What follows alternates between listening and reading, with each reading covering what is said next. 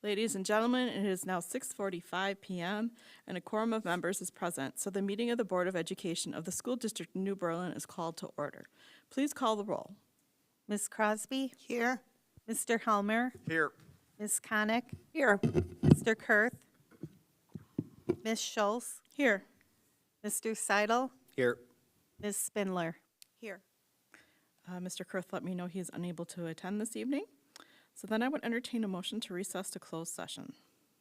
I move to adjourn to closed session pursuant to Section 19.85, 1C, E, and F of the Wisconsin statutes to consider A, the approval of closed session minutes of November 13th, and B, employment, performance, and compensation matters pertaining to staff. Second. I have a motion by Ms. Crosby and a second by Mr. Helmer. Please call the roll. Ms. Crosby? Yes. Mr. Helmer? Yes. Ms. Connick? Yes. Ms. Schultz? Yes. Mr. Seidel? Yes. Ms. Spindler? Yes. We are moving into closed session and will return to open session around 7 o'clock.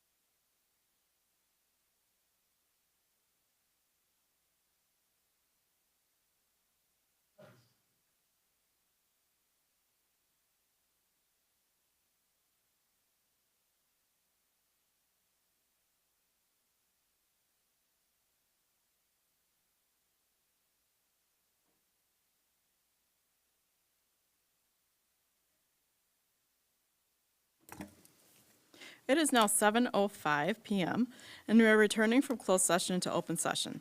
In recognition of the serious and important nature of our efforts here, we will join in the Pledge of Allegiance to the flag. For all those who are able, please rise.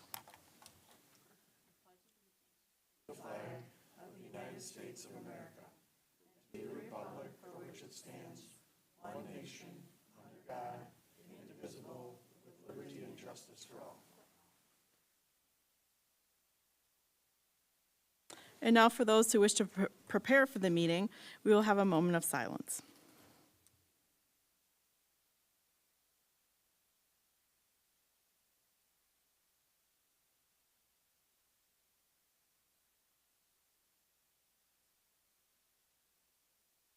This is a public meeting of the Board of Education. Prior to this meeting, notice was given to the public last Friday by providing the agenda to the City Library. The agenda was also posted on the district website. A copy of the agenda was forwarded to the Journal Sentinel, the Waukesha Freeman, and the Waukesha Now, all of which have filed requests for all public notices. Is there anybody for privilege of the floor today? I do not have a message for this evening, so then on to the administrative team reports. Yeah, the only item that I wanted to bring to the board was I do have an update related to the Hickory Grove property that we are partnering with the city based on an agreement from 1984. I have just provided some of that information from a meeting that I had with Mayor Ament and the city legal counsel. I met with them a few weeks back. I finally did get a response from the mayor last Tuesday, and we may be bringing something. I did share it with both Mitch and Janet, and we may be bringing something for the full board to discuss at an upcoming meeting. I think at the end of the day, the questions that we had raised with the city was, was in fact the Hickory Grove property vacant and not being used for municipal purposes? There was a presentation that the mayor shared with the city common council. I believe it was November 17th or that week. And they do have plans to invest into that facility moving forward. That was the presentation that was made to the common council. They're looking at making upgrades to the tune of what could be up to $5 million. Just wanted you to be aware of what they were looking at.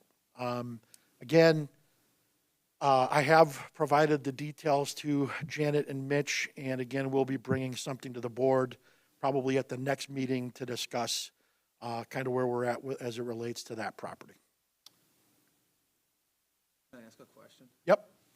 So I just read the letter before the Can meeting. you sorry. turn your mic on, Mitch? Thanks. So I just read the letter before the meeting and I didn't get a chance to fully digest it, but they're talking about spending $5 million to upgrade Hickory Grove. But they're saying in order to get the community center, which is the old library, and I don't know if this is up to speed, or up to code, but it says they need to spend upwards of $2 million. So that seems like they'd be spending half the amount of money to get that building up versus Hickory Grove. And I guess the other thing is when they built and they said they don't have enough room to house everything in the Ark, but I guess when all these newsletters came out, they never mentioned that they were going to be spending $5 million on a second recreation center. I think you need to take that up with the city. No, I know, I'm just want to share with everyone here Yeah, that. yeah. I- No, I have concerns too. I share those concerns Yeah. And I guess with that, I mean, strongly. we still own this building. And if they put $5 million into this and want out of it, I guess, what are we on the hook for? We gave them this building, assuming we get it back at some point. So we gave up a multi-million-dollar building that doesn't seem to be ever going away.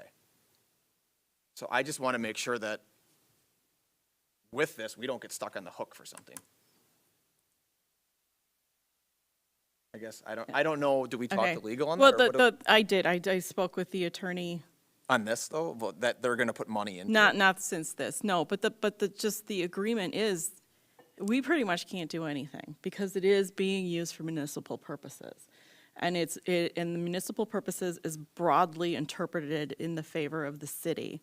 And I don't think there's anything we can do as a board in regards to that, other than to ensure that we are notified immediately when it's no longer being used for municipal purposes. Well, according to this, it won't be used for municipal purposes for the time of the reconstruction.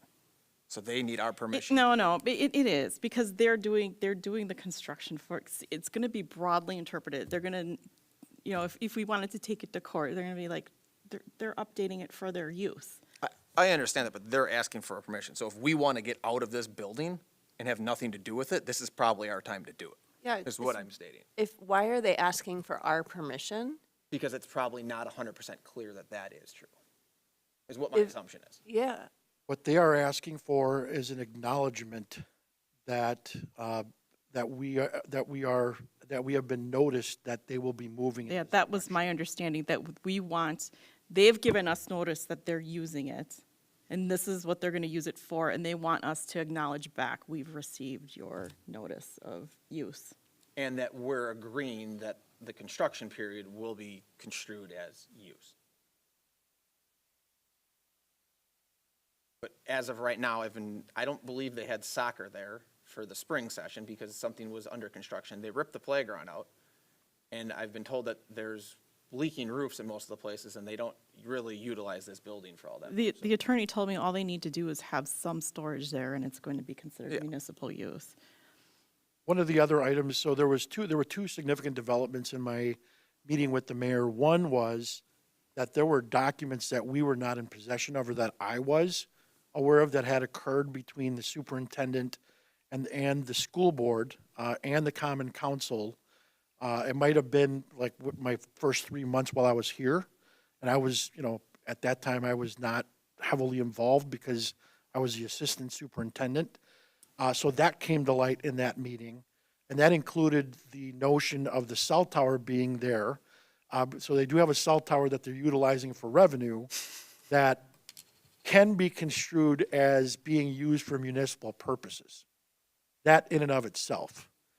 Would they be able to garner revenue from that based on our contract with them? Yes, and that was acknowledged in an agreement between a superintendent, which I think was Dr. Benfield, was 2 superintendents ago. Now, again, we're talking the original agreement, 1984. Yeah. Conversations prior to 2007, somewhere along the way, and then it was reviewed the year that I got here in 2007, and the city pushed back, and it was acknowledged that because of what had been written from the previous superintendent, that the district did not have a leg to stand on. At the end of the day, the agreement that was originally written was not written in the best interest of the district, It was not. unfortunately. I read through it, and it's not worth the paper that it. So legal has reviewed this and it's ironclad. Yeah. Well, they haven't reviewed it on this. Well, not this particular, but in the last discussion I had, he looked at the letter we all saw, that memorandum of agreement, the sale. But it also, that paper referred back to a deed, I believe. And Patrick was in on that meeting, and I believe Patrick asked for a copy of that deed because you did not have that deed in your files either. Right. So that was supposed to be provided at some point. But otherwise, he said, because it says municipal purposes, and municipal purposes is very broadly interpreted in favor of the city, it's really hard to argue that they're not using it for their purpose. I agree, but I think if they're going to put $5 million into it, I think legal just needs to take another quick review and say that they can do that and that. And again, I do want to clarify that Andy, the board's or the district's legal counsel, was in on that call with that. me. Okay. Oh, this meeting too? Yes. Oh, okay, so Oh, he's yes. aware of all this. He is aware of all of Okay. this. And He shared the same exact thing that Janet just mentioned, which is municipal purposes use is broadly used.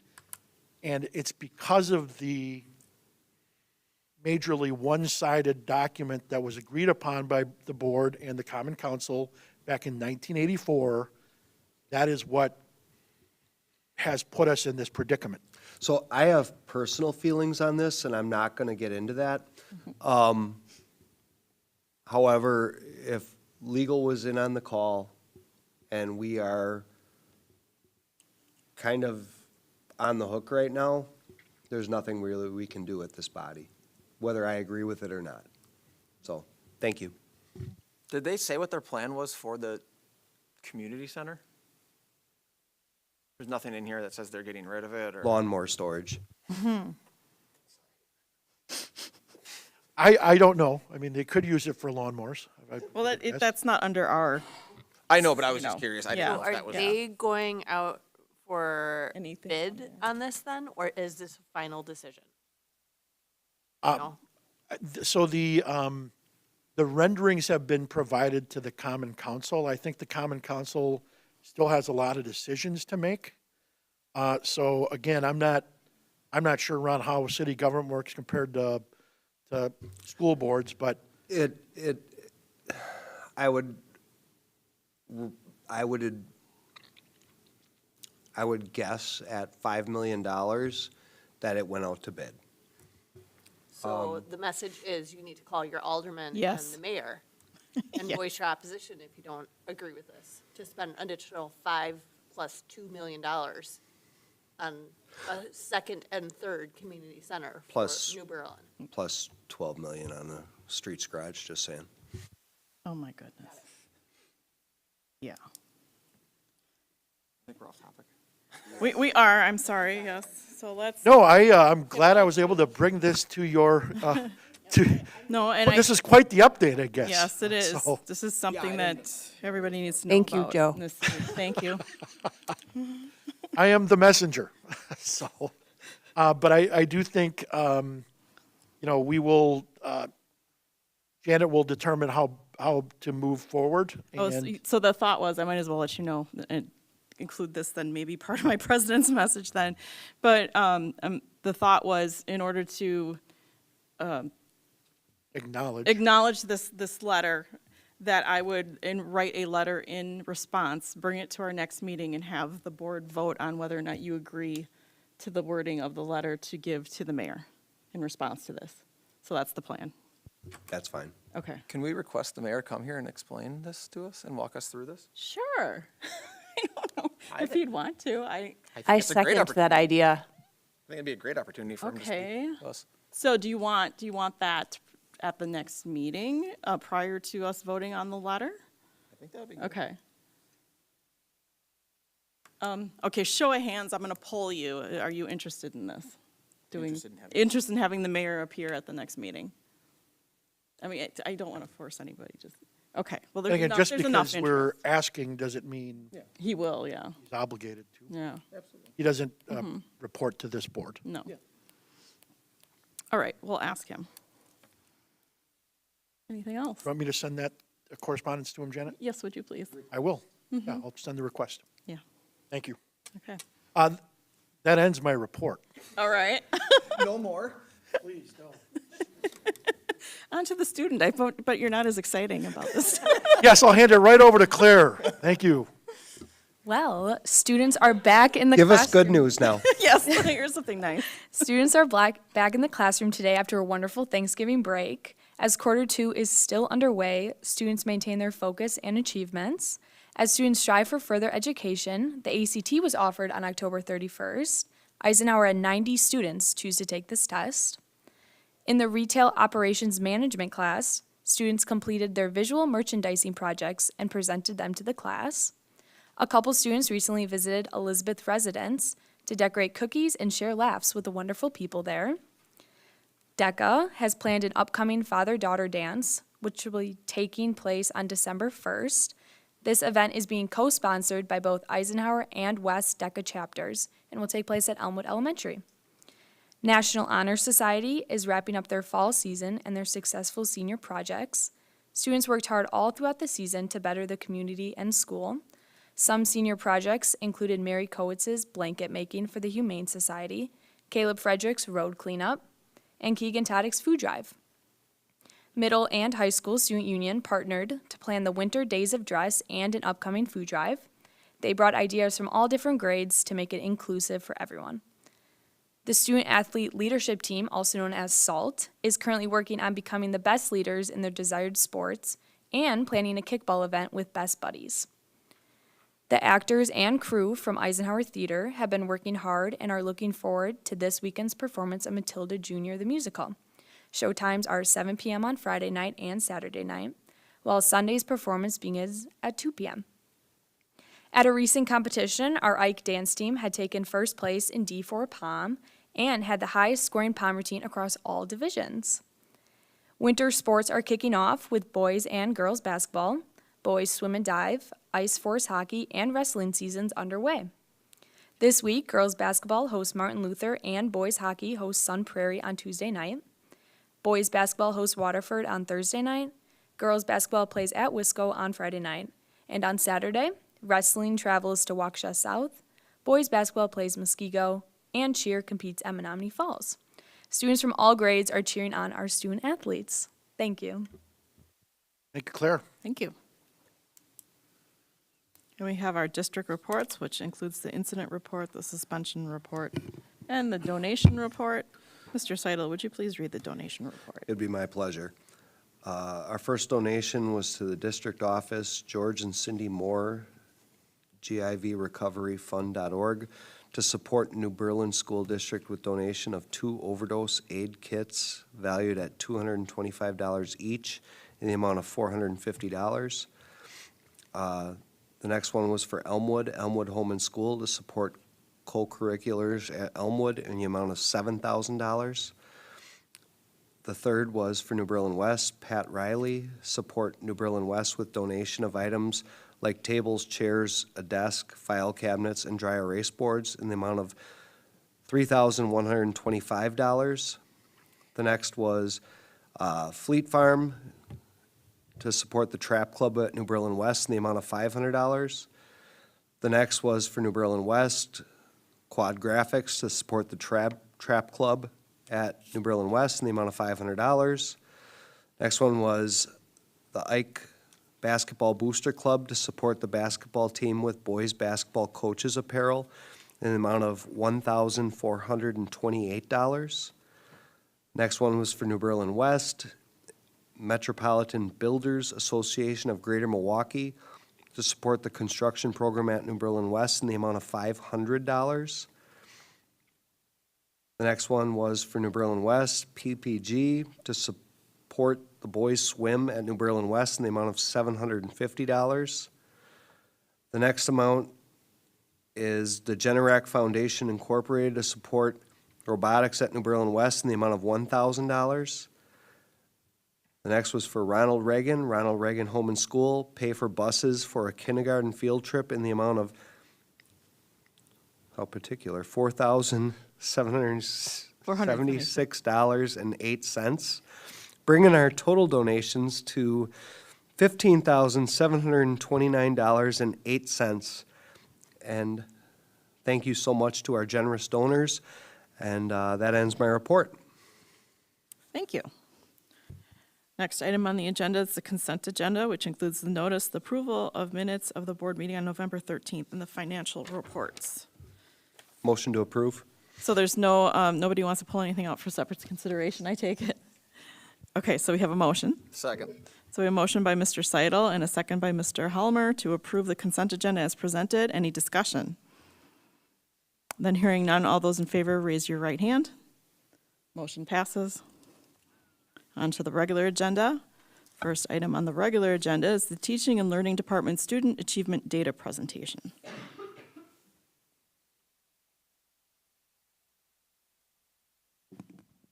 Good evening, everyone. So we're here tonight to kind of go over our fall data presentation. And before we get started, I just wanted to take this opportunity because this is our opportunity to not only present to you, but also to recognize what our staff have been doing throughout the last year and beyond that, obviously, to really support our students. And our students continue to thrive, which we're very proud of, and the recognitions that we're getting not only around the state, but also the nation continue to make us proud of the work that we do on a daily basis. And you will notice as we move through the presentation that not only there are a lot of moments of joy and happiness, and we're very proud of the work that we're doing, but there's always going to be opportunities for growth, and you're going to see that in our data, and we're going to kind of talk through kind of the next steps with that.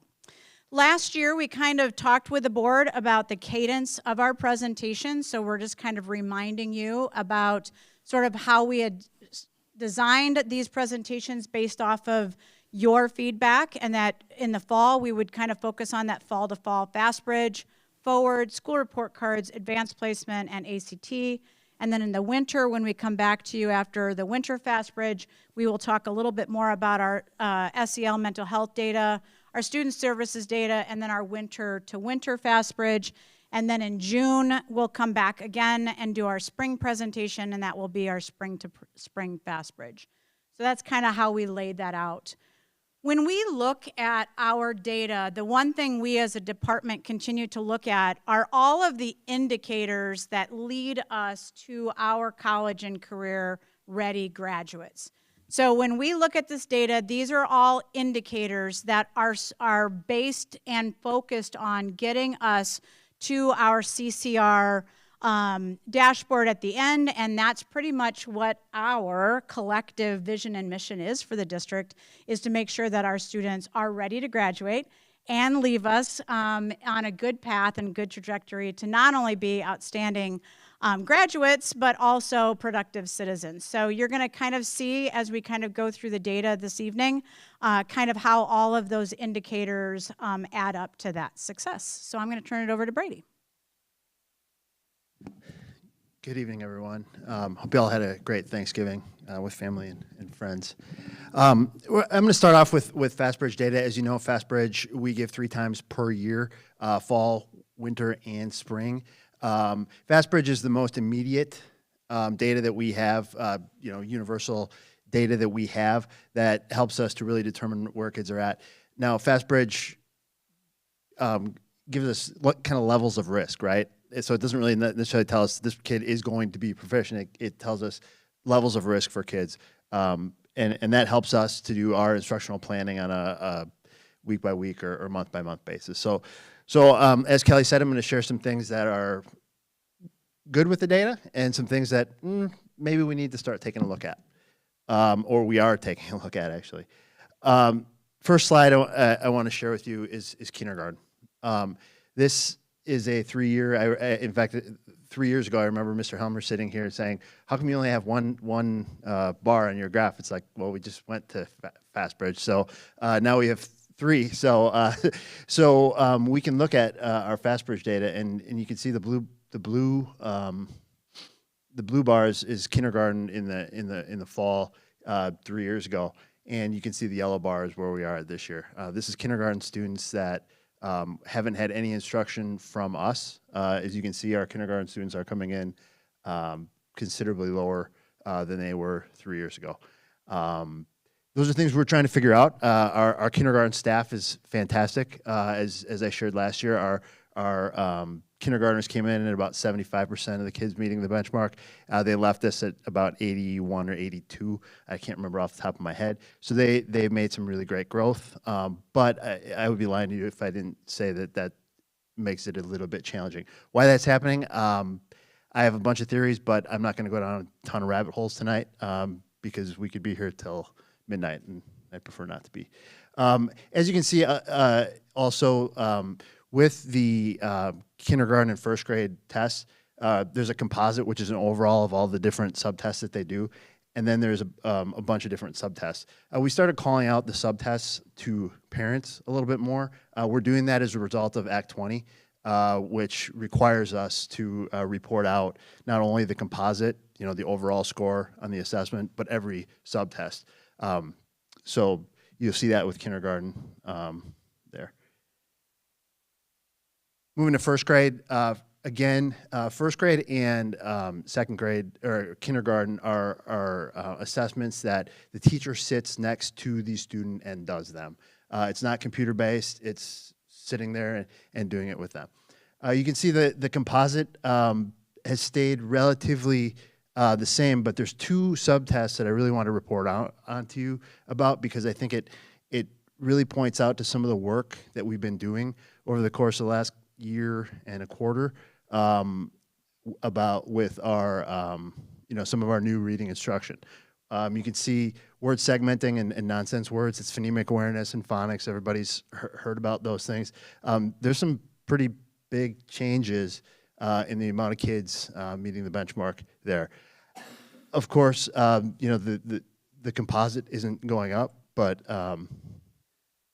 because there's some other assessments and things like that. Do you mind if we ask questions Yeah. as we go? Just Absolutely, so go many for it. slides? Yeah, absolutely. Yeah, there's 700 slides. Yeah. So on this one, are there two? So we see for. Yeah, yeah. So there's is there There's a concept of composite. print, onset sounds, letter names, and letter sounds. Are you in for every kindergarten grade?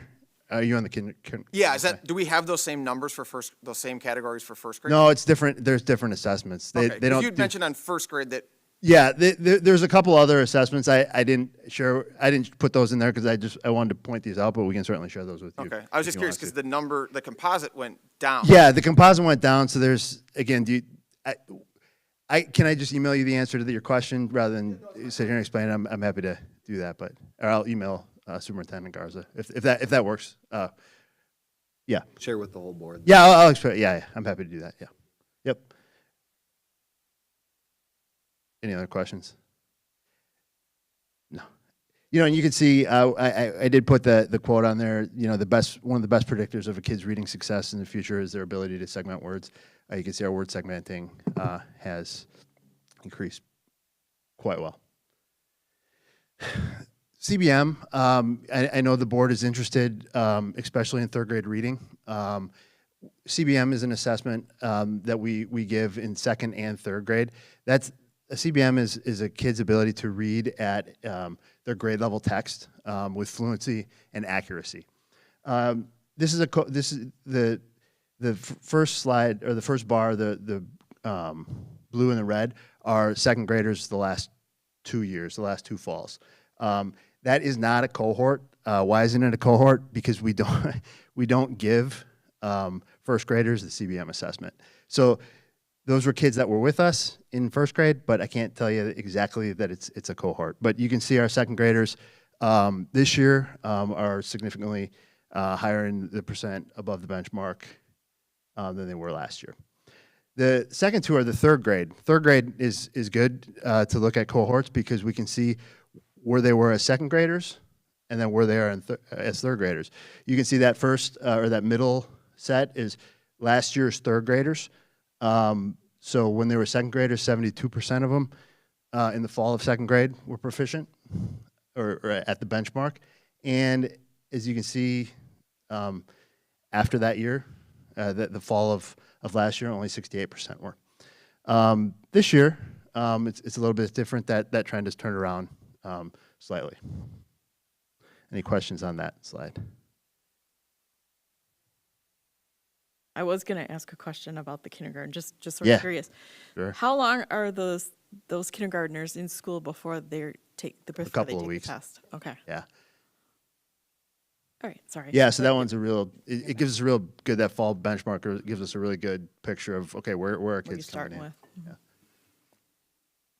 This is, as you know, we've done a reading for a number of years now. This is the just a reading over the course of last fall and this fall. These are cohorts of kids, so they're the same kids. So you can see our third graders, when they're in second grade, we're at 59%, that cohort. Meeting the benchmark, they're at 71 this year as third graders, 71%. So you can see some of the grades went up nicely. Some of the grades went down slightly. That last set is all kids third through sixth grade. We've experienced about a 5% increase in the percentage of kids.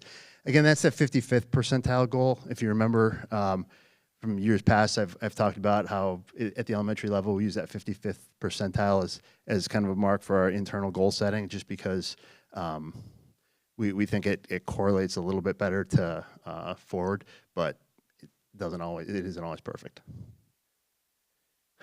This is just the benchmark, again, this isn't the 55th percentile score. This is just benchmark over the last 3 years.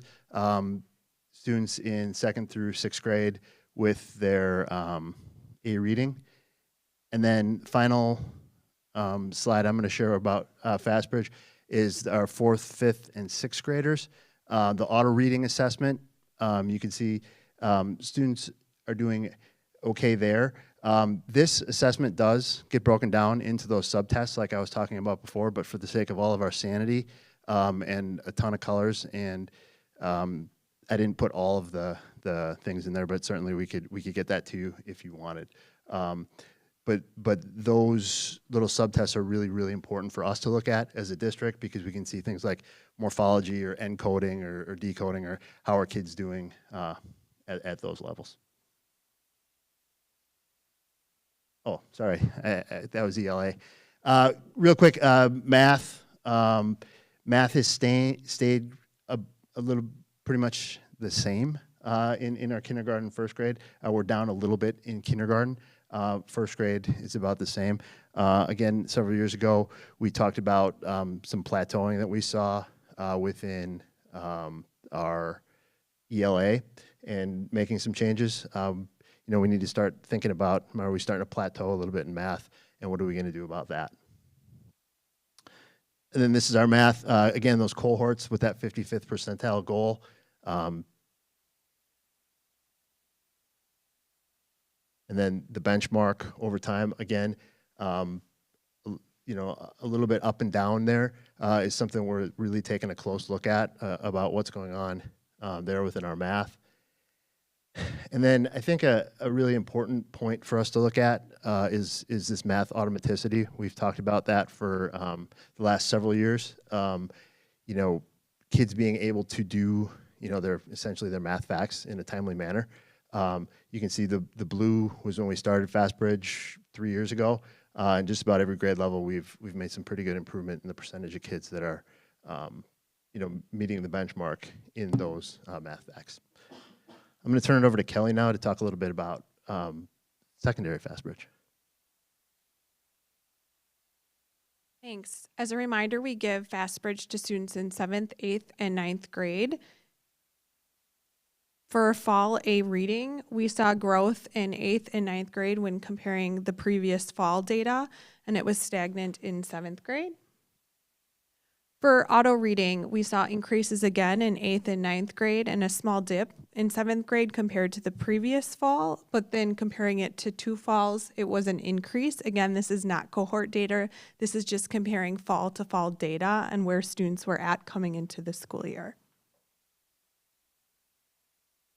When looking at cohort data, so this is cohort data, in 6th to 7th grades, we saw the students at about the same level, but we did see growth from 7th to 8th grade as well as 8th to 9th grade when we're looking at a full year's data, fall to fall. Is this all students or at this point, or? Yes, yep. Yeah, So it's not like math where once they are done with algebra, they don't take it anymore. So it's all 7th grade, all 8th grade, all 9th grade for A reading and auto reading. Yes, good memory, because we'll get there. And then for auto reading results, we saw growth from 7th to 8th grade, 8th to 9th grade, but then we did see a decline from 6th to 7th grade. I did notice that word identification as well as decoding were 2 areas that we need to work with our students on at the 7th grade level. And then when looking at math trends, we saw an increase in every grade, 7th, 8th, and 9th, except for 8th grade was stagnant. 9th grade, there wasn't nationally norms. The first year we took the test in 9th grade, so that's why there's not a bar there. There's nothing that we could compare benchmark to. And again, 9th grade is the test where it's not everyone, and some select 8th graders also are beyond algebra, so they might not take it too. So this isn't 100% of the 8th grade students and 9th grade students. When looking at cohort data from 6th to 7th, just like auto reading, we saw a slight decline. 7th to 8th, we saw an increase, and 8th to 9th, we also saw an increase. Remember, again, the 8th to 9th, we have some students fall off. When looking at automaticity, every single cohort saw growth. We were really excited about that 7th to 8th grade data. Elementary? All right, the next data we'll take a look at is Ford data. Again, Ford, this is data that we, students took back in March and April of last year. We don't get it officially released until, I don't know, I think it's usually September, or maybe even this month. So we've had it for a little while to chew on a little bit and make sure that everything was right. So let's take a look. Real quick, when do we get the FastBridge data for fall? When do we get that? Right away. So we would have gotten this 6 months or 2 months ago. 2 months ago? Yeah, we've had it for a few months. Yeah. Anything else before I hop in? So the forward data that we're looking is comparable to what time frame for FastBridge? So that would be more. It's right in between. So we do one FastBridge in January and then one in May. Okay. So Ford would be right. Yeah, like So in it's between. End of year, school year? Yeah, ish, right? Yeah. Like it's because Yeah. it's Yeah. March, April. It's Ish. spring break. Yeah, spring break is always in there. So it's kind of sorry. Yeah. That's the best I could say. But yeah, so it's right. It's really hard because I've been trying to do some correlational stuff. And what do we use for a correlation? Do we use winter? Do we use spring? I'm not sure. So I use both. Just overall proficiency. As you've probably seen within WISE-, all the public reporting. Keep in mind that science and social studies only is given to 4th grade and 8th grade students. These are the cohorts. Again, 3rd to 4th, 4th to 5th, 5th to 6th, and then all 4th to 6th. We obviously don't have 3rd grade in there because they don't take it in 2nd grade. You can see our 3rd graders that moved into 4th grade. Our 4th graders last year really knocked it out of the park in ELA. They did a nice job. We went down a bit in 5th grade, up a bit in 6th grade, and then overall we did go up just a little bit. I mean, I say a little bit, but 3% is actually it's a pretty good. It's a pretty good rate, but it's certainly not where we want to be. We want it to be much higher. Math. Very similar. 3rd to 4th stayed the same. 4th to 5th went up. 5th to 6th went up just a little, and then all 4th to 6th went up a couple percentage points. This is, the board always likes to take a look at how we're doing in comparison to other Waukesha County schools. This is one that we are a bit frustrated about, maybe not as much with ELA. I think we've known for a while that ELA was perhaps something we needed to look at, and it's something we've addressed, and we're really working hard to change our direction a bit. Again, it did tick down just a little bit, but not a significant drop. The one that math, as we talked earlier, at the elementary, it looks like we're starting to plateau just a little bit with our math, and it's never a good time to plateau, but we know that we're in for a new curriculum review cycle starting this year into next year. Science, actually, we're really pleased with science. We were a little concerned for 2 years coming out of the pandemic with science, but we did jump a little bit in our science, and social studies has always been a strong suit. Again, these are just 4th graders for science and social studies. Overall, you can see just 3-year trends for all kids grades 3 through 6. And then I'll pass it over to Kelly. I'm sorry, were there any questions on the forward for elementary before I sit down? I know we've got a lot to do here. So I'm going to slide 27. I'm not sure. It's the forward elementary ELA comparison of Waukesha County. Okay, yeah. I'm concerned. We are not in a good spot when we look at our other school districts in New Berlin, or when we look at New Berlin compared to other school districts.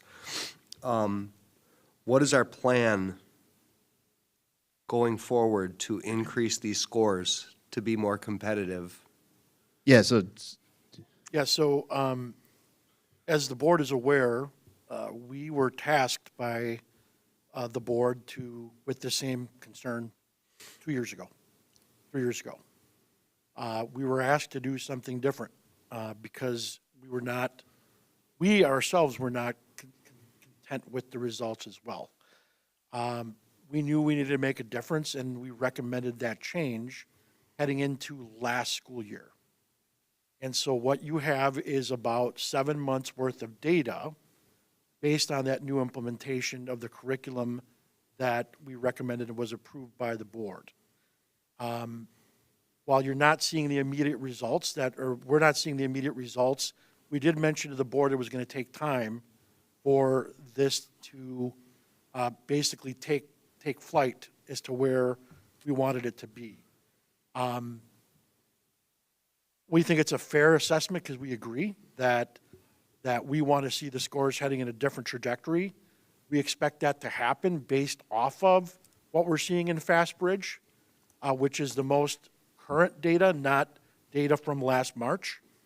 And the only other thing that I would mention is these are all predictors that feed into performance at the middle school and high school. So we will continue to, address these needs.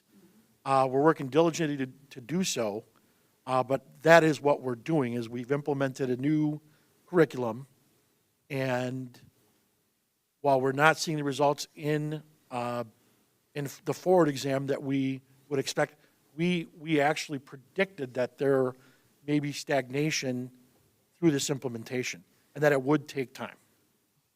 And so I think, Ron, you had asked, if I recall correctly, because you voted against it, and you had said, you had mentioned, I don't want to make this type of investment, not knowing what the results are going to be. You had said, how long will it take? And I believe our response was at least 3 years in order to make that happen. So, Mitch, that is what we had shared. I know that.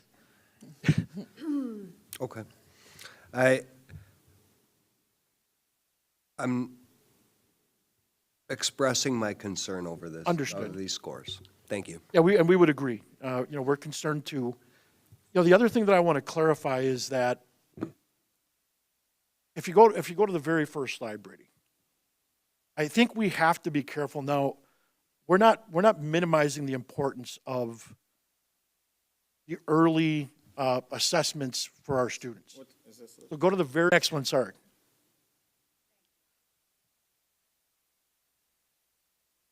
I know that we want to focus on FastBridge and our state forward exams, right? But we also, you can't take that and look at it in isolation, that's going to be these are all predictors and projected correlation to future success. It doesn't always translate that way, and I guess that's why we just need to be careful. You need to look at the entire body of work by our staff, and FastBridge state assessments all feed into the school report card, which eventually feed into AP testing and ACT data, which also eventually feed into the level of college and career readiness of our students. We can't lose sight of that. And so, for example, if you were to look at some of the data that we had, let's say, Janet, or even Ron, when your kids were in third grade, and you try and correlate that, you can't just focus on those third grade indicators. You have to focus on the level of success on the other end of that.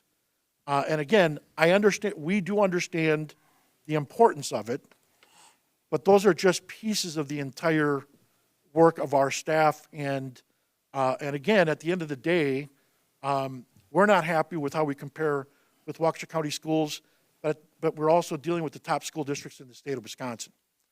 And we don't want to lose sight of that too. I agree, and I conceptually agree with you. But then I think of, and my sister will probably kill me for saying this, but she's a PhD, And when she was in elementary school, they stopped teaching spelling. She still can't spell very effectively, and she's a PhD. And what bothers me, I'm concerned about these numbers also, that we are saying, okay, 3 years to have this turnaround. And meanwhile, that 3 years of these elementary aged kids are going to be trailing. And that doesn't seem like the necessarily right thing for us to be doing. And then I think back to our meetings all the way along this time period, and all the FastBridge test scores were showing, oh, we're doing so well, things are going so well. That, and then we get our forward, and I feel like the rug was pulled out from underneath us. Like, I wasn't anticipating this, to be very honest, because everything that we had been given, all the data that we had been showed, and then I wonder, you guys are the educators, not, like, I'm data-driven kind of person, is FastBridge the right test for us to be using for predictors, and are we measuring the right way so that we have a good indication, is this curriculum the right choice? You guys tell me. Am I looking at it wrong? Let me chunk that out. Yes, sorry. I'm not sure what you meant by the spelling piece. That, you can leave a whole group of kids behind by just saying, okay, it's going to take us 3 years. Well, all of these kids who are being taught this way, it could be a pretty significant leave behind. I think you have to remember that there's also some unlearning that needs to happen Okay? because of the way that we have flipped our new approach, right? So kids that have been in the system, for example, let's say third grade, they've been in the old system for 4 years.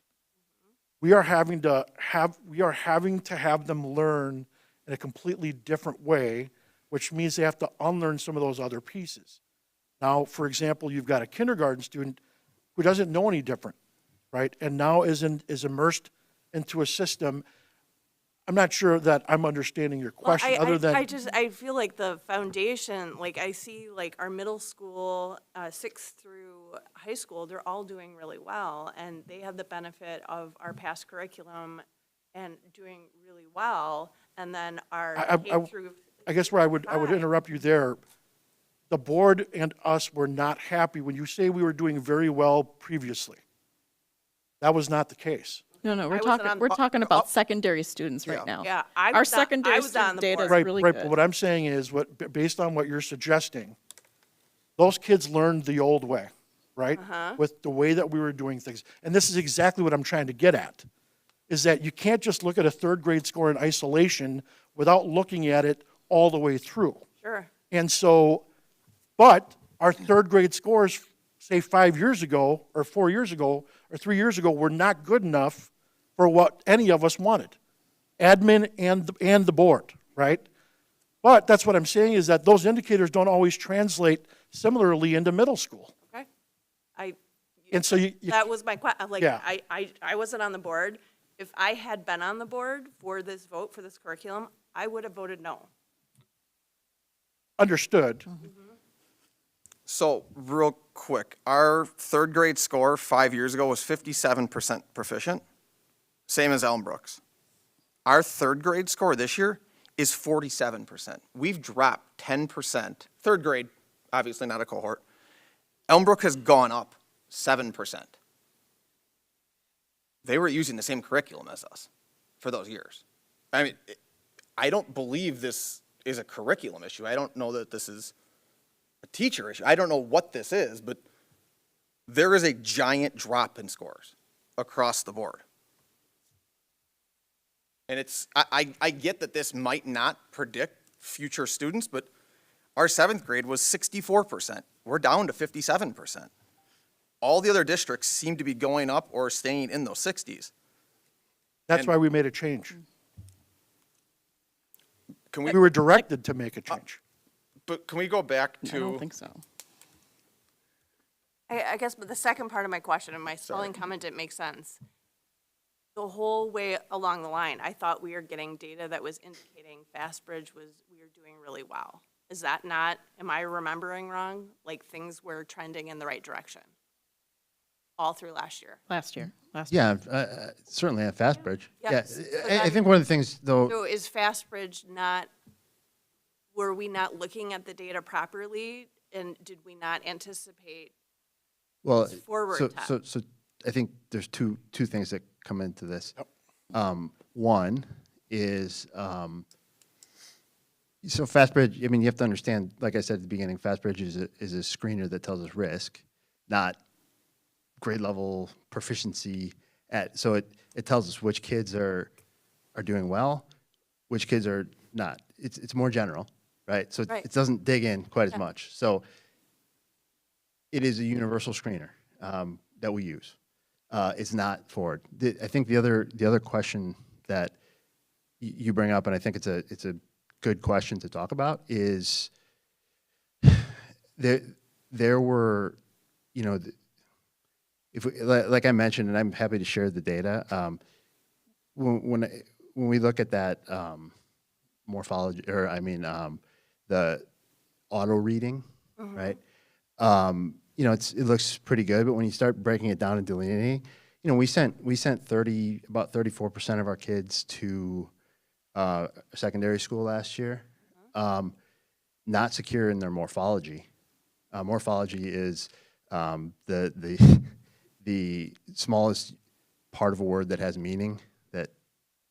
So I won't get into it, but at the same time, there's all these little things of word attack that we didn't do for 8 years, 10 years. So yes, have we made some changes, and has our data on a universal screener like Fastbridge started to turn around and show us, yeah, this is the way, good. Yes, it has.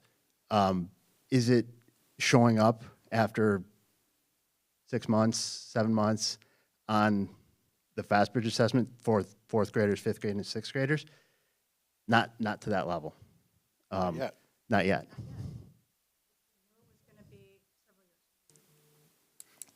So real quick, we're expecting a 3-year before we see success in this, and our curriculum cycle is 7 years. So does that mean in 7 years, we're going to see 3 years of drop scores when we change curriculums, or how does that cycle work? I can't support your assumption. It's not an assumption, it's a question. We're expecting 3 years for these scores to turn because of a new curriculum. Do we generally get a new curriculum every 7 years for subjects? Oh, not necessarily. If we're seeing that the curriculum and the resources are showing growth, then we're going to continue with that resource. But we The resource that we were using was not showing growth. It wasn't. Not at the elementary level. We were tasked to change that resource. We brought a recommendation to the board. We said that anytime, you can go to any district who drafts and approves a new resource, it will take several years before you start to notice that turn. Now, does that mean that our kids are sitting in classrooms twiddling their thumbs and not learning? Obviously not. If you went into our classrooms right now and spoke to our teachers are loving this curriculum. The amount of rich conversations that are taking place in our elementary classrooms, the knowledge pieces that these kids are learning are astronomical. Come into our classrooms and see what they're doing on a daily basis.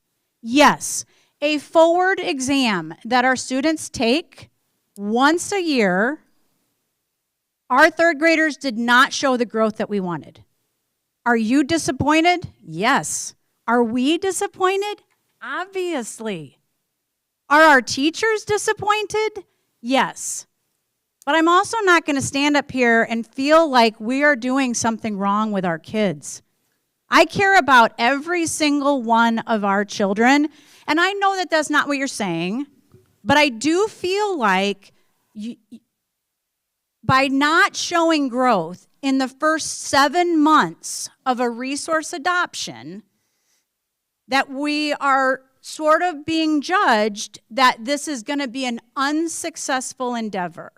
And I feel like we have not given it enough time. With all due respect, I wish you would have started with that. Okay, I apologize for that. I really do. And I didn't know that I needed to, so I apologize for that. But it is just 7 months before they took this exam. And a 3% increase And I year missed over year. when we're not allowed to ask questions. Which one? I'm sorry. I missed, we're asking questions about data. Oh, yeah. Yeah.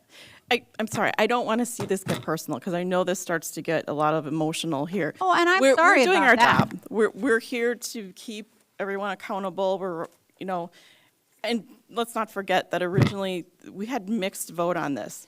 We Right. don't always have such a mixed vote. So there's a lot of us that have been skeptical. We're hoping for the best. Right. But not everybody agreed on this curriculum in the first place. And so we're Right. just trying to make sure that we understand the data and we're asking the right questions and things like that, and just seeing like, well, what can be, what is happening, what is being done in order to address the scores that, we're disappointed in. I know, and I apologize, and I will definitely speak with Renee, because that was not our intent at all.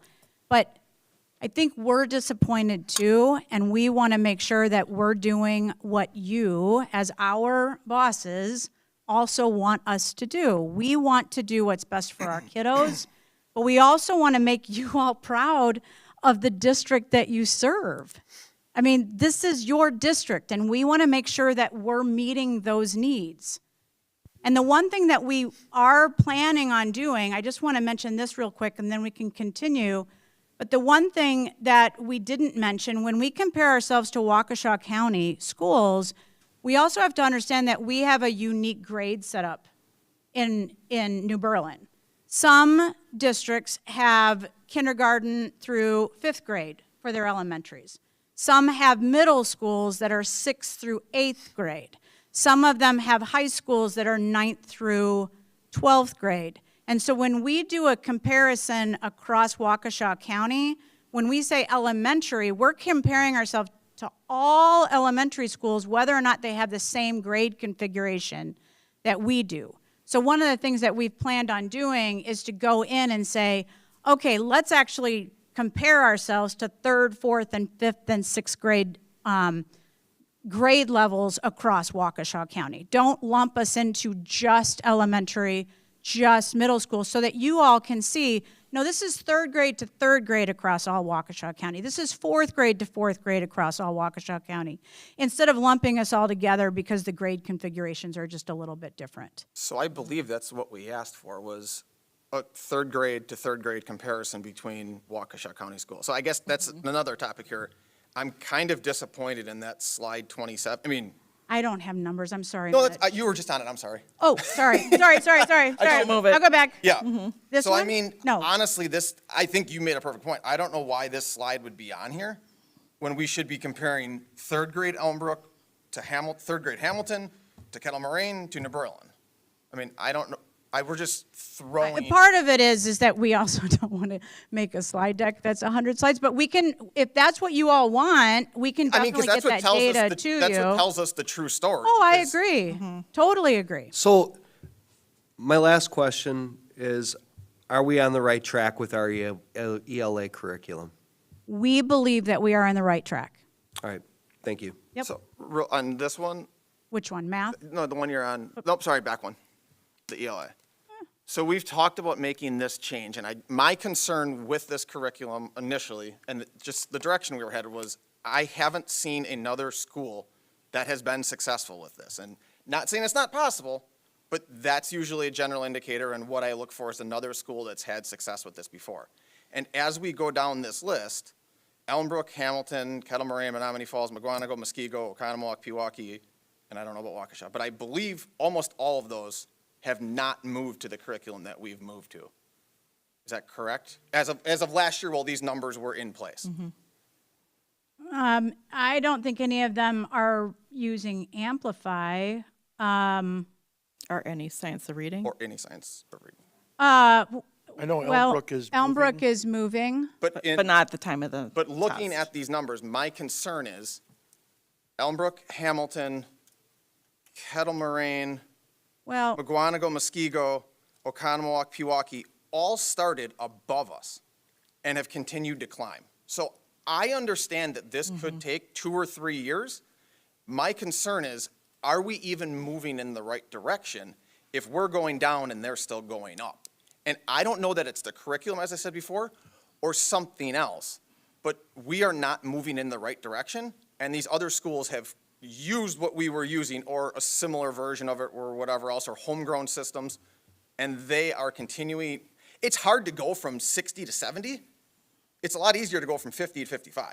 Once you get that many kids at that proficient, it's hard to move that last 5 and 10%, and these other districts are doing it, and that's my concern. We're starting at a baseline of 50. Well, these other ones are starting at a baseline of 60 or 58. well, I agree with you, and that's why we made the change. I totally agree with you, but we're also not going to be jumping, I mean, we may. Once this curriculum gets going and the fact that we're going to build, like Joe mentioned, we have students needed to unlearn some stuff, and now we're on the trajectory of them learning new skills that will ultimately make them grow and develop into, you know, the learners that we expect them to be. So I don't have a magic ball. All I can say is that a normal growth trajectory is about 3% year over year. We want to kind of speed that up a little bit, but we also need a little bit more time to be able to make that happen. I'm going to go ahead and go to secondary, and then if you guys have any additional questions, we can jump into those later. I'm here to talk about Fall Forward, and this is just what our percentage of proficient students are for each area. I think it is to be noted, as Brady said before, for Forward, some of these tests are 7th and 8th grade, some of these are 8th grade, and then social studies is unique because at secondary it's 8th and 10th grade. So it is the only subject area for Forward that students take at the 10th grade. We're on slide 33. And now going to 34. Thank you. Yep. When looking at mathematics, we are seeing a slight increase in our scores. Same for ELA. In science, we saw a slight decline in our scores. We brought a team of teachers together to do item analysis to figure out which areas we could improve on this year. In social studies, we did see a big jump, which was great. In comparison to other Waukesha County schools for secondary, which is really middle school, and we all know the middle schools are different, so it's hard to compare based on Dr. Sanders' point. This is New Berlin for ELA. So real quick, Yeah. so would this be like Brookfield is 6th, 7th, and 8th? Yeah. And so it'd be their 6th, 7th, and 8th versus our 7th and 8th? Yes. I can tell you, Mitch, by looking at the data, like just 7th, just 8th, there are some similarities to this graph. So we can get you one that compares all the grade 'Cause- levels, you and know, my 7th major grade. concern with this, and it's a little on the back topic, but in 3rd grade to 4th grade, there is a 8% jump in testing because it's their first year going into the second year. And so that's why I don't like this data at all, because, and I don't know what 6th to 8th grade looks like if Yeah. there's anomalies, but if you have that in one district and don't have it in Yeah, another, or even it's 5th through 8th. Yeah, it could be huge, and I don't know what that looks like. So we really, and I think that was what I stressed in our meeting, was we have to compare apples to apples. So if it's 3rd grade, it has to be compared to 3rd grade. We can do a slide with overall district, and I think that's kind of helpful, but I think that's kind of, it's too far of a reach for us to understand, and I think we get a lot of data anomalies like that, so. Okay. I'm off my soapbox, sorry. Or No, no. Promise? for math, here we are. This remote is just sticking. And science. And then social studies. Wow. You're moving too fast.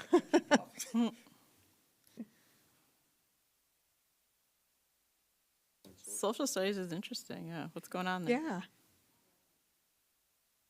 Yeah, I do want to mention that our new resource is for middle school has a lot more nonfiction than it had previously. So students are learning more science and social studies while they're also practicing their reading skills and language arts skills. So that is something that there's research on is sometimes you see a jump in social studies before you see a large jump in reading and ELA. I know our social studies teachers have also been working really hard with the high school social studies to make sure our students are really well prepared in the areas of history and government as well. And then the district report card. I know, I don't know where I'm supposed to actually point to. I think it's back here. So as you already heard, that we are significantly exceeds on our school report card. We are one of only 9 school districts in the state of Wisconsin that earned that distinction, and we're continuing to be proud of that piece. There are a lot of priority areas in our school report card. So I'm just that's kind of what you can look at as those priority areas. But I kind of wanted to mention a little bit about our achievement. When you look at our achievement as it relates to our school report card, we actually are the same or higher than 96.3% of districts in the state.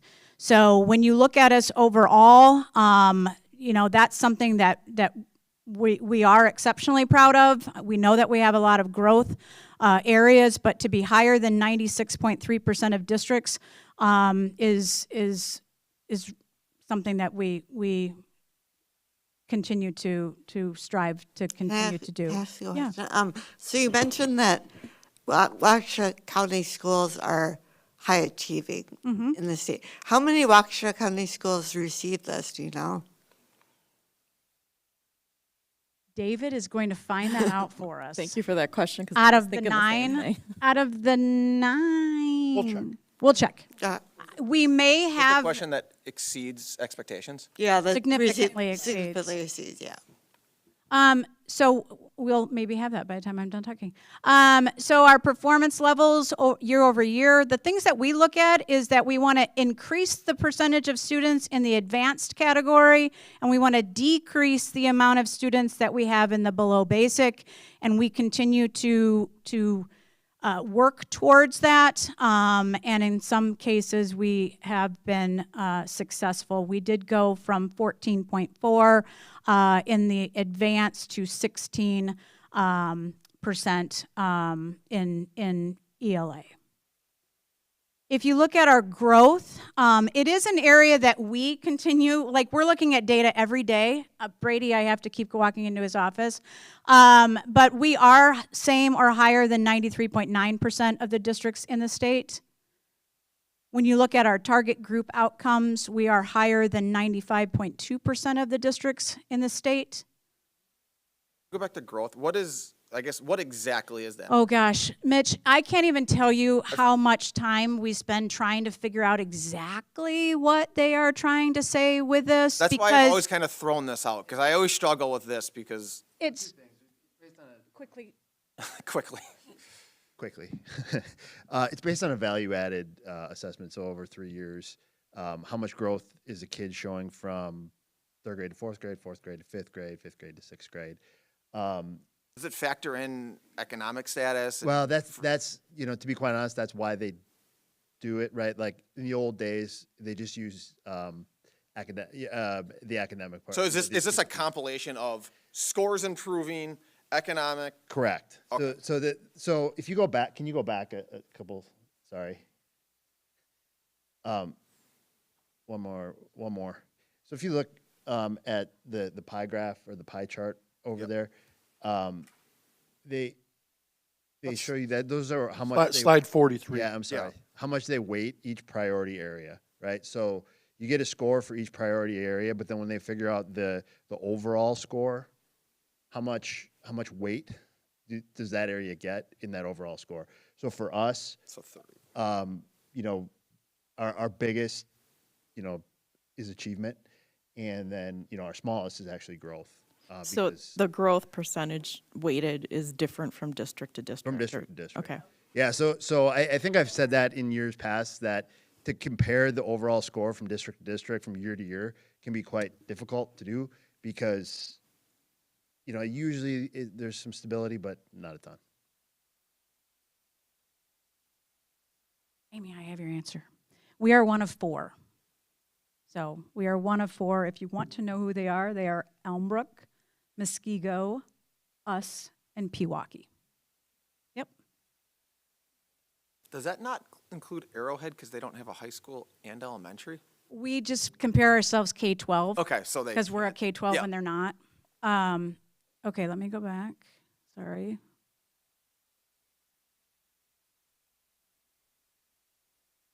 So target group, once again, we are the same or higher than 95.2 of the districts in the state.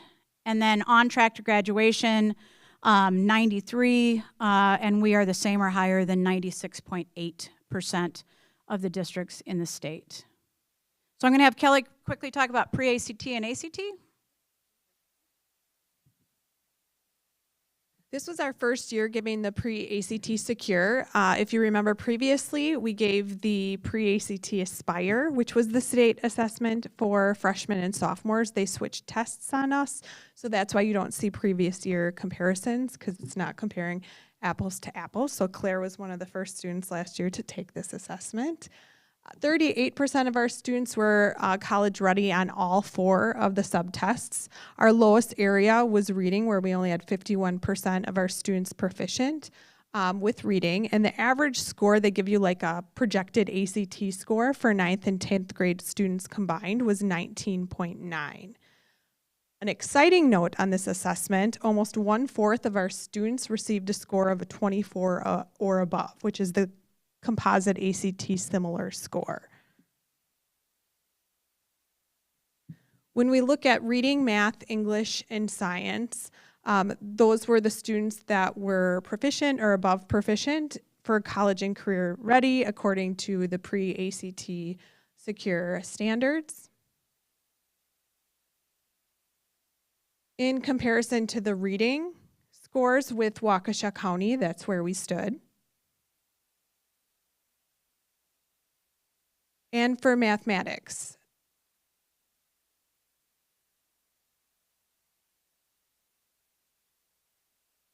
Moving on to the ACT Junior Assessment, this is taken in early March. We did see an increase in our average score.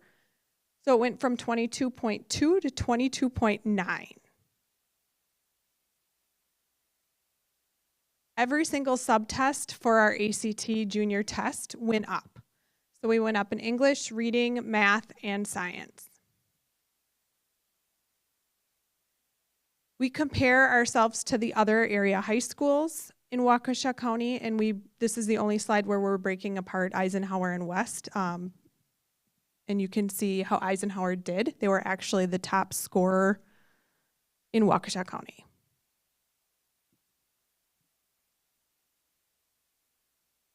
AP results were incredible this year. We had a large portion of AP tests taken, 1,234, with a passing rate of 81.4%. And the average score also went up at 3.6, which helped us earn at both West and Eisenhower the AP honor roll. We were 2 out of 4 Waukesha County high schools to earn this honor roll. I think it's important to note that in the school district of New Berlin, we do require our students to take the AP test if they like to get the weight. Not all Waukesha schools or Wisconsin schools do this. So we are requiring all of our students, even the ones that may not get a 3, 4, or 5, to take the test, and we still got an over 80% passing rate and got on the honor roll. And we were 2 out of 9 high schools in the state to get on the honor roll, a gold medal. So incredible results there. And I just want to say that it's not always about a test score. So while I'm highlighting some great ACT results and AP results, soon we'll get our dashboard for 2023. I think a highlight for me, which isn't on here, but it will be posted soon.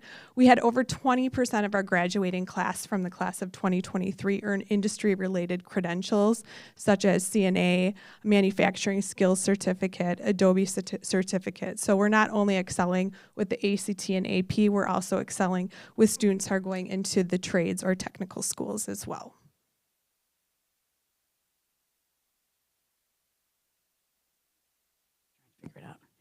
So once again, these are predictors. They are indicators that kind of get us to our college and career-ready graduates. As we all have noted, there are many areas that we continue to focus on and improve on, but some of the things that we wanted to summarize are that we are proud that we continue to be one of the top school districts in the state, according to multiple measures. As we do continue to dig into our forward data and how we compare to Waukesha County schools, we're going to review that grade-to-grade level, Mitch, that you had mentioned, and also different middle school grade configurations to make sure that we are actually measuring apples to apples. Our universal screening data shows that SDNB is making progress in ELA, but as we stated, and as we predicted, less than a year since our new curriculum implementation, there's no impact on forward scores yet.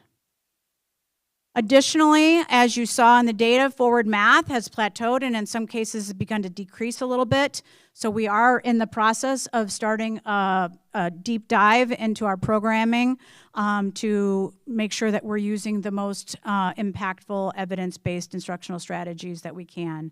We do want to continue to use the technology tools that we have with Redbird and Alex in math, as well as Boost in reading to ensure that our students are getting the skills and the instruction that they specifically matches their learning needs.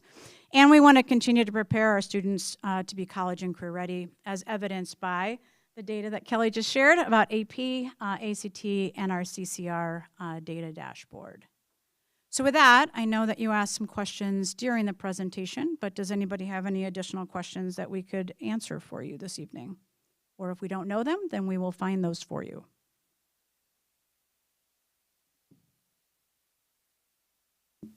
I guess we'll let you go now. Okay. Thank you very much. Thank we really you. appreciate it.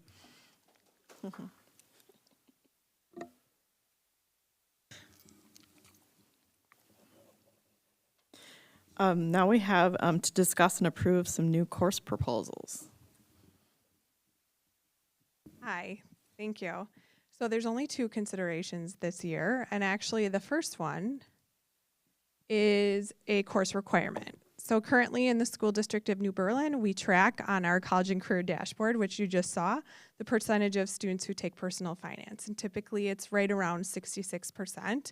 We believe that it would be stronger aligned to our strategic plan and our vision of our graduate if all of our students graduated with instruction on personal finance via a half-credit class.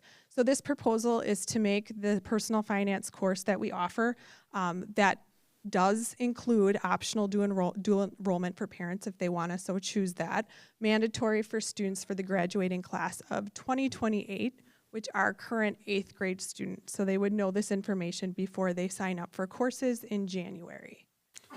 But Just one question on the Yeah. personal finance course. Yeah. I know in the past that has been an elective through University of Green Bay, Yeah. if I remember right. So we're talking about starting this in 8th grade and then question. continuing into No, high school? I likely misspoke. So it's for our current 8th graders that by the time they graduate, they need to take that class. So they would take it as juniors or seniors. And they would still receive the college credit for If that? they want to. So that is a course where if parents want, they can pay for the credit. If they don't want to have the credit, they just take it for high school credit. It's an option for families. I understand.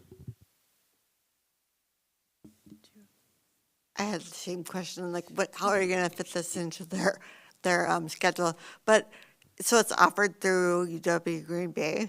Yeah, it's our teachers that teach it here on campus. Yeah. And they serve as adjunct professors. Okay, so we're not paying UW Green Bay for it. Okay, No. okay, thank Well, you. the families would if Yeah. you wanted your child If to you take want the the course. credit. I think it's about $100 per credit. So it'd be $300 if you want the 3 credits. If you want the credits, okay, Yep. And I- Otherwise, you can take it you for can free. just take it. Okay. And by the way, I personally think this is a great idea. I second that. Second. Motion a second. No, everybody should. All right. Hold Okay, your so are we support ready to when when we were asking for the approval, so Yeah. I think we've got 2 votes so far. That's good. Yeah. The second proposal is a dual enrollment change. We already offer this education course. It's a year-long course. It's taught out of West, but we have both Eisenhower and West students taking the course. Right now, the college credit that's associated with the course second semester is Education 201, and that's through UW Milwaukee at Waukesha. UW at Milwaukee at Waukesha is being merged even more by UW Milwaukee, and you would think all of these courses really transfer nice with each other within the UW system, but they don't. So our proposal is to switch to UW Milwaukee's course Current Instruction 300, so it would be more transferable to some of our big schools like UW-Madison, and then if and when, which will be likely, they take over Waukesha even more, we're already set and we don't need to scramble. So even though it goes from a 200 to a 300 level class, it's the same class? It's not exactly the same class.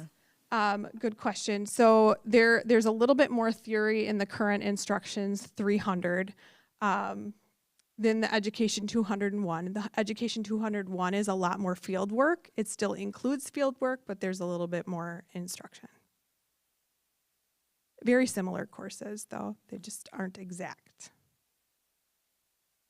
And then also a proposal to add technical honors for education at graduation. So we have some really unique to New Berlin technical honors chords in different areas: information technology, manufacturing, construction, business. Our students who are in the education pathway are taking 3 different courses. They have to take a AP psych class before they take the 1 credit education class, which is just 2 semesters. So if they earn the same kind of quality as the other technical honors, we're saying they can wear the silver cords at graduation.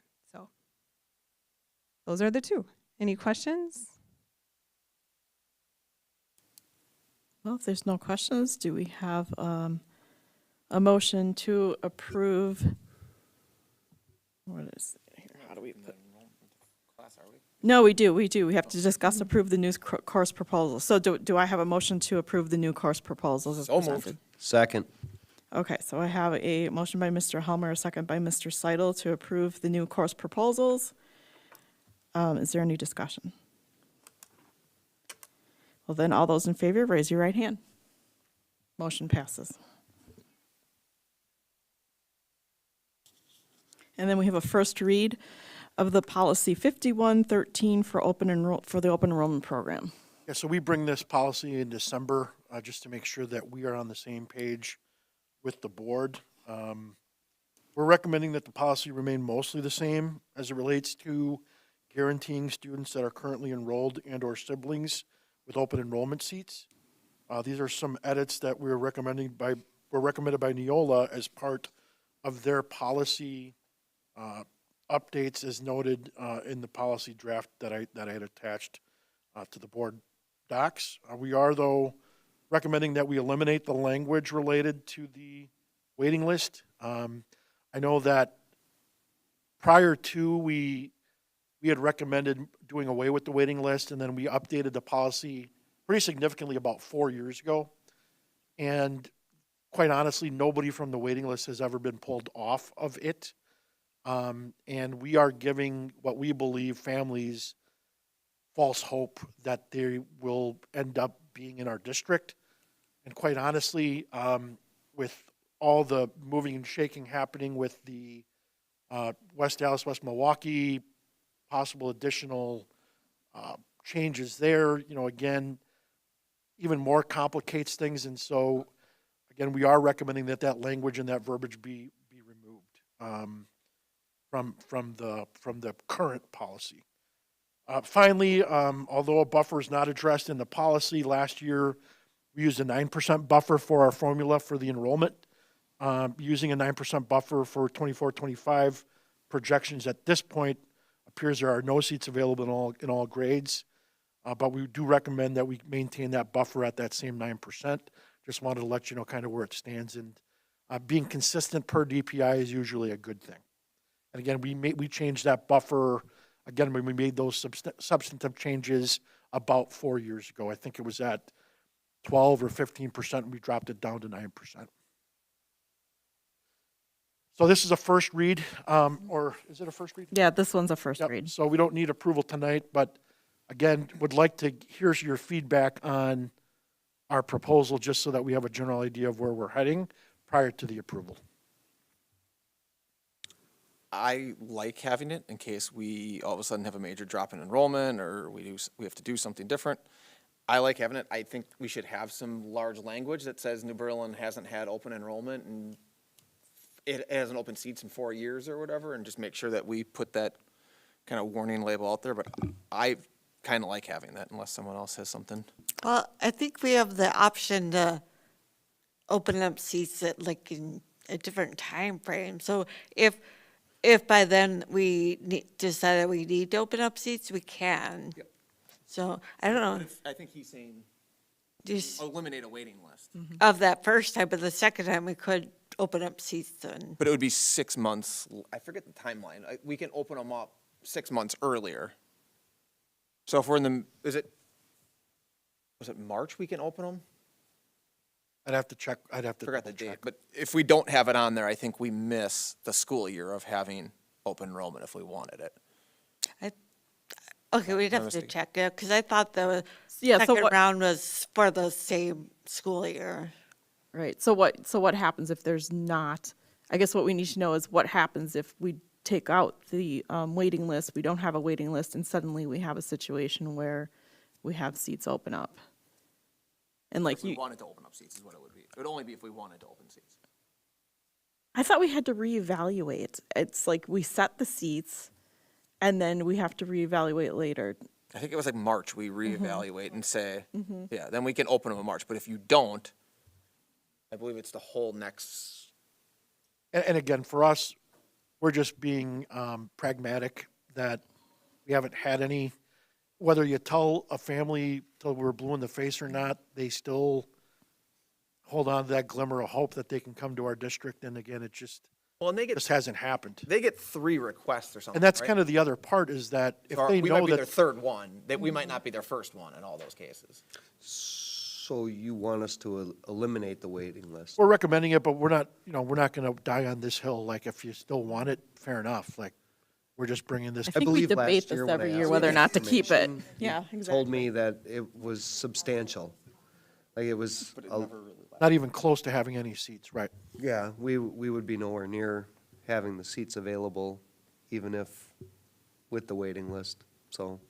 And again, now that we have the caveat of what's to happen with the additional West Dallas, West Milwaukee, in New Berlin area, which I can't control, but there's just a lot of moving parts. Understood.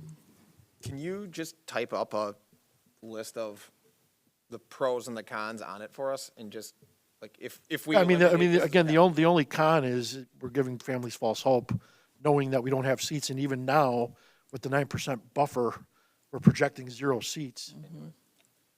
But we can change that buffer, can't we? Or is that, We don't recommend doing that. I know, but that's what we've done in the past. That's what we did when we opened up seats. If we wanted to open up seats, I think that was it. If we changed that, At the end of the day, please don't change the buffer. And if you want to keep this language, I think I'd we rather just already have you keep that dropped it language. pretty significantly from the last time, so I don't know, 9 seems decent. I'm not proposing to change the buffer. I'm saying Oh, you're saying, but we when we could, opened though. open enrollment seats, we changed, that's what we did, is we changed the buffer. We did. I'm not recommending we change the buffer. I'm saying if we wanted to open seats, we would change that would buffer. have to change And if the we don't have a waiting list, we wouldn't have any students to then allow in if we wanted to do open enrollment. We couldn't take applications new? That's what I'm wondering. If we suddenly found ourselves, we're opening up seats, and we don't have a waiting list, what do we do? Are we allowed to take new applications, or are we saying because we don't have a waiting list, we couldn't add students? My guess is you couldn't, but again, just being pragmatic, we don't think that's going to happen. Look what you did by bringing this up. Yeah. Again, I apologize, and you know what, actually, I retract my recommendation. Oh, my goodness. That's all I have to do? Oh, no, that's plenty, Mitch, that's plenty. Whew, getting hot in here today. Yeah, I don't have a strong feeling myself on it, so I'm just listening to what everybody else has thoughts on. No. Wasn't the wait list over 200 people? Or At 200 one, families? at one point. I think it's like 20 to 60. Yeah, and I think, yeah, it dropped It significantly, dropped but, significantly.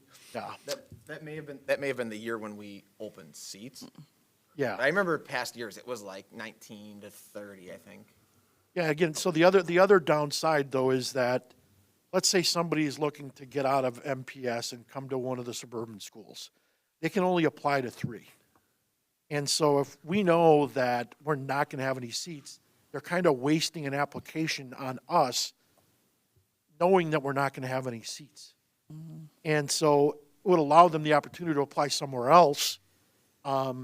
Is our open enrollment form specific to our, like, do they have to go to our district, get the form, fill it out, and see that we don't have open enrollment seats? Or No. is it a state form that they get from the state and Correct. don't even It's go to our it's a website? state form, and then they fill out which district they're choosing to apply to. It could be 1 or it could be 3. And then they send that to Madison, they don't send it to us, right? Correct. Okay. Well, we get copies, Who obviously. has the final say on that? Well, we actually have the final say because it's determined by the seats that we potentially might have. Understood. I have a couple of questions not related to the wait list. Okay? So there was preference. There's a section that says that it looked like it said it's automatic if you're a sibling. Yep. But then there's another section that sort of contradicts that and says you're not guaranteed if you're a sibling. So it sounds like one section said you're guaranteed if you're a sibling, and the other section said you're not guaranteed. And I don't remember. Oh, let's see it. There's a section under preference processing. Oh, I went too far. It should So be- in the beginning, yeah, it's read all guaranteed. A3B says all siblings of currently attending students, but then when you go all the way to preferences, it says in 1B, the second two, this 2 under preferences, the siblings of a student selected in a random selection process shall be granted preferences, but the sibling may not be approved if there are no remaining spaces for the sibling. Where is that, Janet? Can you, Okay, the second part? under application of space determinations and random selection process, it says 1 preferences and then 2, and that's the part where it says the siblings of a student. And that, it's not paid, I suppose the page is 3. It's not on the actual page, it's on the side where it says 3. I can email it since this is just a first read. Yeah, we'll double check that. Okay. And then my second question was, under annual review has just been changed to review and revision policy, and any reference to annually has been removed, but I thought we have to, by statute, review our policy annually because we set seats annually. So I was just curious why the term annually has been removed. We'll take a look at that, too. Okay.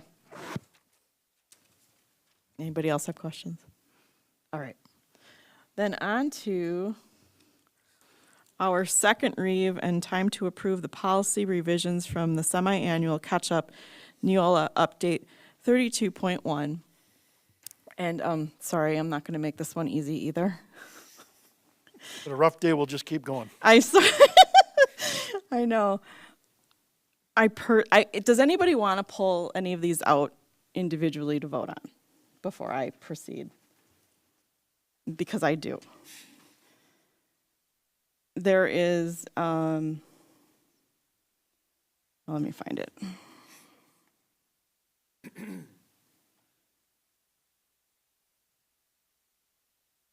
Search and seizure. Oh, wait, is that it? No, that's not it. It was the school safety, where is that? Facility security. Okay. I would like to make a motion, unless somebody else will do the motion for me.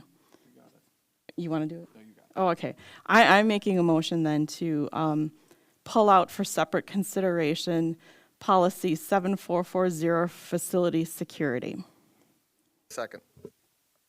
Thank you. Then discussion. Oh, wait, this isn't it. No, oh, I'm sorry. I hit the wrong one. Never mind. I do have the right one. Just wait. Okay. My concern on this one is the paragraph that's being added, which reads, "The board authorizes the superintendent to conduct searches of non-student visitors or vehicles on school property when there is a reasonable suspicion of a violation of the law or school rules, and the search is reasonable in scope related to the objectives of the search and not excessively intrusive." So my concerns there is, for one, the wording makes it sound like the superintendent, at least the way I'm reading it, could conduct the search, which, one, I do not believe that it's safe for our superintendent to be doing searches that it should. Are you sure? Well, I don't want to put you, I think, No. sorry, the way it sounds, but it's a risk. No, I hear you. And even though we spoke about this already, I understand that it's supposed to be written in compliance with that case law that basically says the superintendent, the board gives authority to the superintendent to direct law enforcement to do the search, but the way it's written, it doesn't say that. And so that's my one concern. And my other concern is that it seems very vague. It's just like, if you just have this suspicion, you're going to be able to have the authority by the board to do searches, and I don't feel comfortable with the board giving you such broad authority like that. And I know you said the attorneys say this is all legal and stuff, but there's just a part of me that says it doesn't sound very constitutional to me, and it's risky as well. So I would not vote in favor of this the way it's written currently. So as a point of clarification, I did get Janet's concern this morning, followed up with Neola, and why Neola, which has their lawyers vet all of their recommendations for our policies, why they included this in there is because of the case law that Janet just mentioned. There was a court decision back in 2021. It was State of Wisconsin versus Vang, and there was an incident up in Appleton where at the end of the day, the court held up the fact that because the administration had suspicion or had a threshold of suspicion to search this vehicle. Now, the level of suspicion has to be raised specifically at a threshold of maintaining school safety or the safety of the students on campus. And so what it ended up happening was the administration wanted to search a vehicle, but it was not a student vehicle. And so but they still wanted to make sure that that vehicle was searched based on the situation that they were dealing with. The police did end up, under the direction of the administration, search and seize that vehicle, and that vehicle produced 2 weapons while this vehicle was parked on campus. Now, that was a decision that was upheld, and so we do have case law, and again, this court order or decision of State of Wisconsin versus Vang back in 2021 that allows that you have to have a certain level threshold with the admin in order to be able to do a search of a vehicle while that vehicle is on school grounds, and it again is not a student. So because we typically only have the authority to search student vehicles, but again with this certain threshold of trying to maintain a safe environment and the thought of the student safety at top of mind, that would be a threshold where I would give the authority to the police department to do a search based on that. And again, at the end of the day, whether it's in policy or not, there is case law that would still allow us to do that. My hope is that you're telling me not to do that. So Should there yes, be I that- wanted to make it very clear, I don't want anybody to come back accusing me of not caring about school safety, because I have that first thought is this woman does not care about school safety. No, I absolutely do. I totally understand that. It's just the way this particular paragraph is written. I do not feel it is specific enough, and it does specifically say the superintendent conducts searches. So I think it just needs to be rewritten to be more specific, and saying that you can give direction to law enforcement to do their job. Yeah, I think the other point of clarification is when it says superintendent in all of our policies, it assumes superintendent or designee. I get that, but it says the board authorizes the superintendent, and we could say, or designee, to conduct searches. It doesn't say it authorizes superintendent to request from law enforcement, or it doesn't say the board authorizes the superintendent to direct law enforcement to conduct the search. It says the superintendent conduct the search. I mean, not that I think you would ever do it yourself. You would call the definitely police wouldn't. and follow through on that. I get that. Yep. But the way this is written, I do not feel comfortable Fair enough. approving it the way it's written. I would like to see this written more specific and in line with the case law, because I think this is way too broad. I get you're saying what the case law is, but this doesn't match necessarily case law. And again, all I'm doing is just sending the message and I'm not from yelling at you. Neola. Yeah, which this- is our is this consultant from for Neola? policies. Pardon me? Yes, This is actually from Neil, that's verbatim from them. It is. yeah. And I know it's an attorney, but attorneys are not always right. so. I don't disagree with you. I'm shocked that that is written the way it is. I know, I'm sorry, I read it to some other people and they were like, what? So Should yeah. we get, Can we just ask them to go back and do a better, rewrite this more specific? Be more than happy to. Okay. Okay, so in that case, we have, So I guess what I would suggest then, Janet, is if that's the only one we're pulling out for separate consideration, I think we should just hold off on that one. Yes. We're going to assume it's removed from the other policies. correct. And then I would bring back a clarified version that would be This is- suitable to the board. This is 7440, it's being pulled, this is what we pulled out. So when we vote on the next, we can vote in a package as long as no one else wants anything else pulled out. Okay, so then we will postpone the vote on this, On just that one. just this one. So we'll move to the next. We're still on the same item, but now we will, I'll take a motion to, do we need to vote to postpone? I forgot that. I'll just make the motion to approve all of them except for that one. And I'll make a motion to put 7740 on the next meeting Well, I made the motion to pull out for separate consideration for discussion. for, Now we move just to for vote. discussion? Okay, all right, never mind, then we So don't have to. I move to approve the policies as presented, except for pulling out 7440 for next meeting's agenda. Postpone to next meeting. Second. Okay, so we have a motion by Mr. Halmer and a second by Mr. Seidel to approve all of the policy revisions as presented except for policy 7440. Any discussion? Then all those in favor, raise your right hand. Then that motion passes. Okay, so then we have action on items discussed in closed session, so we have one motion for that. Yep, I move to approve the employment services report as presented. Second. I have a motion by Ms. Crosby and a second by Mr. Seidel to approve. All those in favor, raise your right hand. Then motion passes. Future meetings and dates. Board meetings are generally held the second and fourth Mondays, beginning at 7:00 p.m. in Conference Room E at District Office unless noted otherwise.